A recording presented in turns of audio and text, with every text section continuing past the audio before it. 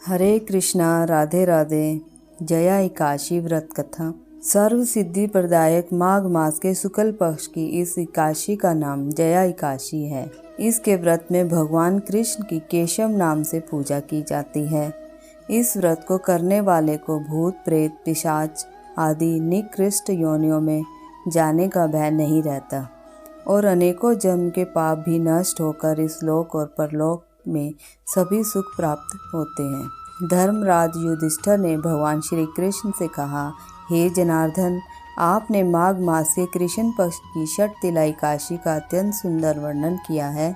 अब आप कृपा करके माघ शुक्ला एकादशी का क्या नाम है, व्रत की विधि और उस दिन कौन से देवता का पूजन किया जाता है, कृपा कर विस्तार पूर्वक हमें समझाइए। श्री कृष्ण भगवान बोले, हे पांडुपुत्र, इस एकादशी का नाम जया है। इसका व्रत करने से मनुष्य ब्रह्म हत्या आदि पापों से छूटकर स्वर्ग को प्राप्त करते हैं। पिशाच आदि योनियों से भी मुक्ति मिल जाती है और सभी को यह व्रत विधि पूर्वक करना चाहिए। अब मैं तुमको पद्म पुराण की एक कथा सुनाता हूँ। देवराज इंद्र स्वर्ग में राज करते थे और अन्य सभी देवगण सुख पूर्वक स्वर्ग में रहते थे।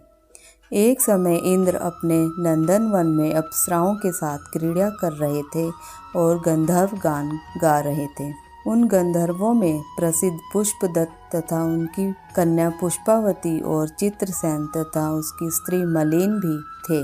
मलिन का पुत्र पुष्पवान और उसका पुत्र माल्यवान भी वहां उपस्थित थे। उस समय पुष्पवती माल्यवान को देखकर मोहित हो गई और काम बाणों से चलायमान होने लगी। उसने रूप सौंदर्य हाव भाव आदि द्वारा माल्यवान को वश में कर लिया। पुष्पवती की सुंदरता को देखकर माल्यवान भी उस पर मोहित हो गया। ये दोनों कामदेव के वश में हो गए थे, परंतु इंद्र के बुलाने पर नृत्य और गायन के लिए उन्हें आना ही पड़ा। उन्होंने अप्सराओं के साथ गाना तो शुरू किया, परंतु कामदेव के प्रभाव से उनका मन ना लगा और अशुद्ध गायन करने लगे।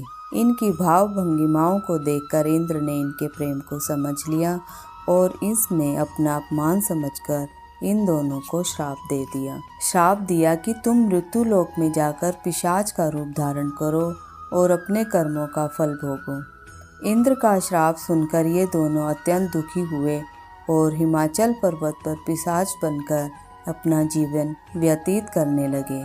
रात दिन में उन्हें एक क्षण भी निद्रा नहीं आती थी। उस स्थान पर अत्यंत सर्दी थी। उनके दांत सर्दी से कटकटा रहे थे।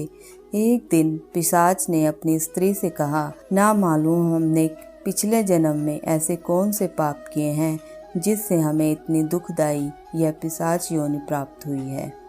देवयोग से एक दिन माघ मास के शुक्ल पक्ष की जया नाम की एकादशी आई। उस दिन दोनों ने कुछ भी नहीं भोजन किया था और ना ही कोई पाप कर्म ही किया था। वे दोनों अत्यंत दुखी मन से पीपल वृक्ष के नीचे बैठे रहे। जब सूर्य नारायण अस्ताचल को चले गए तब रात्रि भर इन दोनों को सर्दी के कारण निद्रा भी नहीं आई। दूसरे दिन प्रातः काल होते ही इस व्रत और रात्रि जागरण के प्रभाव से इनकी पिशाच देह छूट गई और अत्यंत सुंदर वस्त्रों तथा आभूषणों से अलंकृत होकर दोनों ने स्वर्गलोक को प्रस्थान किया। उस समय आकाश में देवगण तथा गंधर्व उनकी स्तुति तथा पुष्प वर्षा करने लगे। स्वर्ग में जाकर उन दोनों ने देवराज इंद्र को प्रणाम किया। इंद्र ने इनको उनके प्रथम रूप में देखकर अत्यंत चकित होकर पूछा, तुमने अपनी पिशाच योनि से किस प्रकार छुटकारा पाया? यह सब हाल मुझे बतलाओ। यह सुनकर माल्यवान बोले, हे देवेंद्र, भगवान विष्णु की कृपा और जया एकादशी के व्रत के प्रभाव से हमारी पिशाच देह छूटी है।